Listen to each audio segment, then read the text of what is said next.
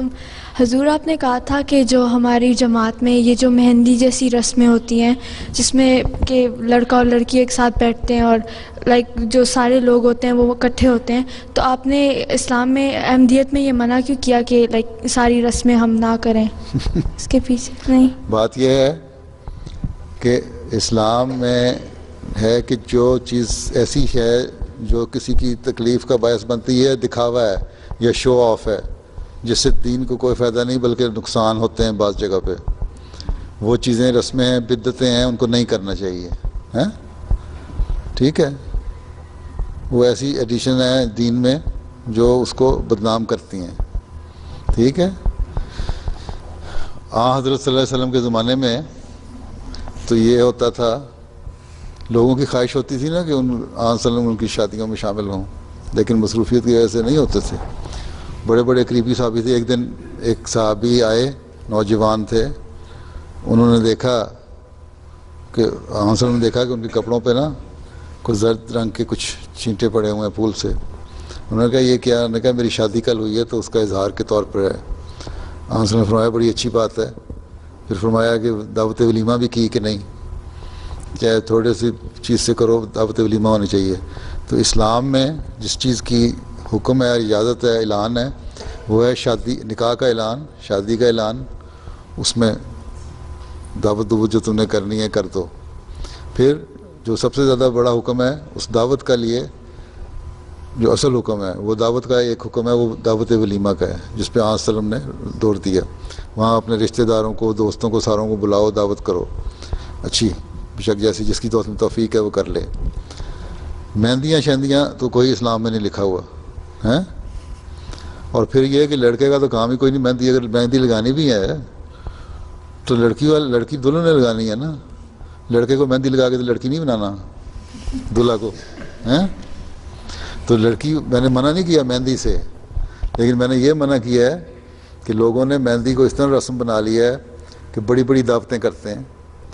دلہن کی اپنی خواہشیں بھی ہوتی ہیں، ٹھیک ہے، رشتہ داروں کی بھی ہوتی ہیں، ایک دن پہلے شادی سے مہندی کرو بشک، لیکن اس میں جو بہت قریبی سہیلیاں ہیں نا لڑکی کی، دلہن کی، وہ آئیں، اس کے قریبی عزیز رشتہ دار آ جائیں، اور اگر بہت بڑا خاندان ہے اور گھر میں نہیں ایک جگہ ہو سکتے تو چھوٹا سا فنکشن کر سکتے ہیں تم ہال لے کے کہ جس میں گیدرنگ ہو، لیکن یہ نہیں ہے کہ اس میں دوست اور بے تحاشا لوگ ارد گرد کے، پیس ولیج میں شادی ہو رہی تو پورا پیس ولیج اور بورڈ آف پیس اور ہیں، اور قریبی شہر کے جو لوگ ہیں وہاں کے بھی لوگوں کو بھی بلا لو کہ جی ہماری مہندی ہو رہی ہے، وہ ایک فضول خرچی ہے جو نہیں ہونی چاہیے، ٹھیک؟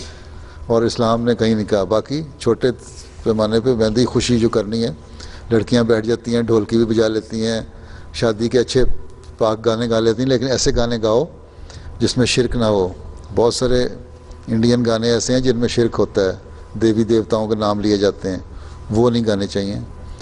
دعائیہ نظمیں پڑھو، دعائیہ اور اچھے پاکیزہ شعر والے گانے جو ہیں، خود بھی احمدی لڑکیوں کو چاہیے شاعرات کو بنائیں۔ تو میں اردو نہیں آتی تھی، انگلش میں بنا لو ایک شادی کا گانا، تو بشک پڑھو، کوئی حرج نہیں، ٹھیک ہے؟ میں یہ نہیں کہتا بالکل گھٹ کے بیٹھ جاؤ اور بجائے کہیں تمہیں ایسی فرسٹریشن پیدا ہو جائے، کہیں اپنے آپ کو نکال نہ سکو جذبات، لیکن ان کو لیے ایک لمٹ ہونی چاہیے، اس لمٹ کے اندر رہو اور جو مرضی کرو، ٹھیک ہے؟ حیا عورت کا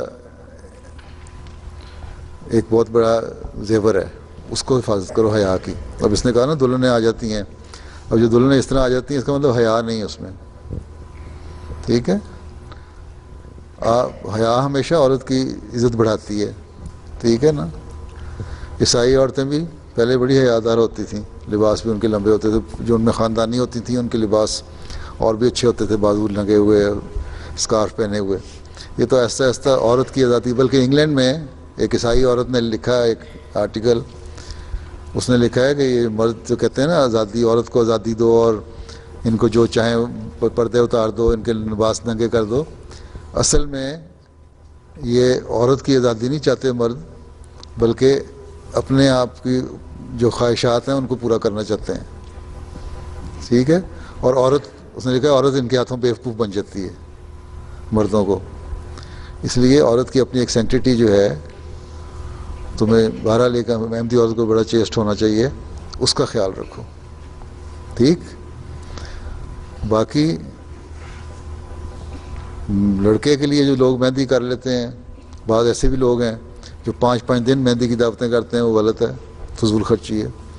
تم ذرا سوچو، افریقہ میں، پاکستان میں بہت سی غریب لڑکیاں جن کو شادی کے لیے جن کے پاس 2 جوڑے بھی نہیں ہوتے. تمہیں اگر چاہیے تو ہمدردی، اللہ تعالیٰ نے کہا ہے نا قرآن کی میں بھی کہ دوسروں سے ہمدردی کرو، دوسروں کا خیال رکھو. تو اتنے پیسے خرچ کرنے تو ان کو دو ہیں. تم لوگ اگر $500 دیتے ہو کسی تھرڈ ورلڈ میں کسی احمدی لڑکی کی شادی کے لیے، کسی غریب بچی کی شادی کے لیے، تو پاکستان میں وہ $50,000 بن جاتا ہے. تو تھوڑی سی غریبانہ شادی ہو جاتی ہے. وہاں تو بیچارے 1 سالن بھی نہیں کھا سکتے، اور تم لوگ یہاں اتنی دعوتیں کرو کہ کھانا ہی ضائع ہو جائے. تو یہ تو پھر فرق کیا ہوا احمدی اور دوسروں میں؟ اب یہ جو ویسٹرن ملک ہیں جتنے، یہ دیکھو یہاں کتنی امیر لوگ ہیں، ملک بھی امیر ہیں، پیسے بھی امیر ہیں، لوگوں کے پاس ہیں، حکومتیں بھی اور لوگ بھی. لیکن اور پھر یہ کہ کہتے ہیں ہم تھرڈ ورلڈ ملکوں کی، غریب ملکوں کی مدد بھی کرتے ہیں، لیکن وہاں بھی جہاں ان کے اپنے ویسٹرن انٹرسٹ ہوتے ہیں وہیں مدد کرتے ہیں، باقی نہیں کرتے. ٹھیک ہے. اور ان کو بھی اتنا دیتے ہیں کہ بس تھوڑا سا کھاؤ، زندہ رہو. حالانکہ دنیا میں بھوک مٹانے کے لیے اتنی پروڈکشن ہوتی ہے. امریکہ میں اور کینیڈا میں جو ایکسیس ویٹ ہے بعض دفعہ سمندر میں پھینک دیتے ہیں، ان کو غریبوں کو دی جا سکتی ہے. یورپ میں، ہالینڈ میں ملک پروڈکٹس اتنی زیادہ ہوتی ہیں، وہ ضائع کر دیتے ہیں، حالانکہ غریبوں کو دی جا سکتی ہیں. تو غریبوں کا خیال رکھنا چاہیے بجائے اس کے کہ تم رسم و رواج اور مہندیوں کی چکر میں پڑو. ٹھیک، سمجھ آ گئی؟